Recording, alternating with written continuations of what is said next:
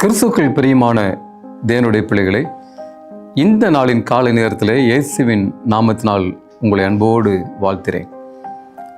தேவனுடைய பாதுகாப்பு இந்த நாளிலே உங்களோடும் உங்கள் குடும்பத்தோடு கூட இருப்பதாக. இன்றைய ஜீவ வார்த்தையாக 91வது சங்கீதம் 1வது வசனத்தை வாசிக்கிறேன். நன்றாய் கவனிங்கள். உன்னதமானவரின் மறைவில் இருக்கிறவன் சர்வ வல்லவருடைய நிழலில் தங்குவான். எனக்கு பிரியமான தேவனுடைய பிள்ளைகளே, ஒரு அருமையான ஜீவ வார்த்தையை நான் வாசிக்க கேட்டோம் இந்த காலை நேரத்திலே. உன்னதமானவருடைய மறைவில் இருக்கிறவன். இன்னைக்கு ஆண்டுடைய மறைவு, உன்னதமானவருடைய மறைவு. மறைவு என்றால் ஒளிப்பிடம் என்று பொருள்.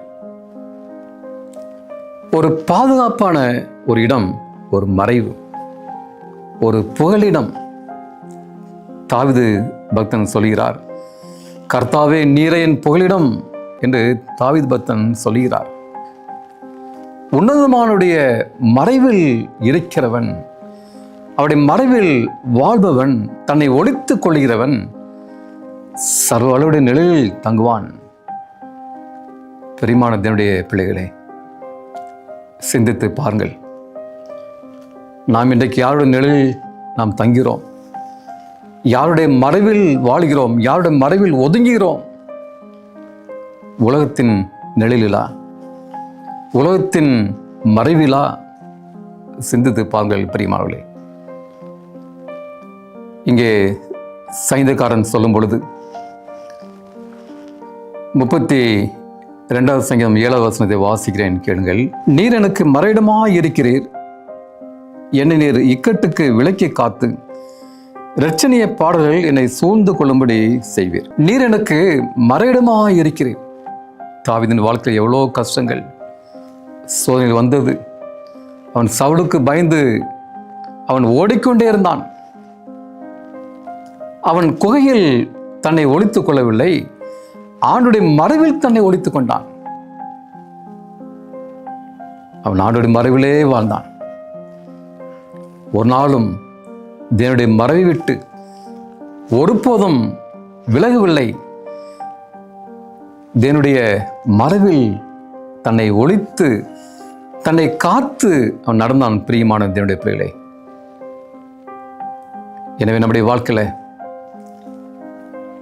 நாம் உலகத்தை சார்ந்து, நம்முடைய குடும்பத்தை சார்ந்து, நம்முடைய பதவி, நம்முடைய பணத்தை சார்ந்து அவருடைய மறைவில் நாம் வாழாதபடி நம் ஆண்டுடைய மறைவிலே நாம் வாழும் பொழுது நிச்சயமாய் நமக்கு இந்த உலகத்தில் பாதுகாப்பு இருக்கிறது.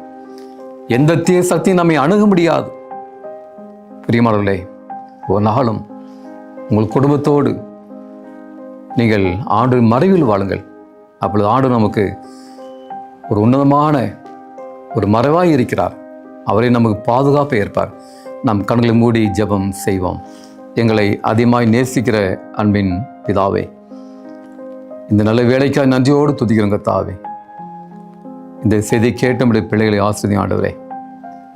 அப்பா, நீரே எங்கள் புகலிடம், நீரே எங்கள் அடைக்கலம், நீரே எங்கள் மறைவு ஆண்டவரே. நாங்கள் உம்முடைய மறைவில் வாழ வேண்டும். நீரே எங்கள் தஞ்சம் ஆண்டவரே. நீரே என் மறைவாக இருக்கிறீர். அதற்காக ஸ்தோத்திரம். இந்த செய்தியை கேட்டு நம்முடைய பிள்ளைகளினால ஆசீர்வதிங்க. உங்களுடைய மறைவுக்குள்ளாக வாழ கிருபை தாருங்க. இந்நாளுக்குரிய ஆசீர்வாதத்தை கொடுங்க, பாதுகாப்பை கொடுங்க. எல்லோரையும் பாதுகாத்து கொள்ளுங்க. இயேசுவின் நாமத்தில் வேண்டிக் கொள்கிறேன் பரலோகத்தின் பரம தகப்பனே. ஆமேன், ஆமேன். கர்த்தருடைய ஆசீர்வாதம் உங்களோடு கூட இருப்பதாக.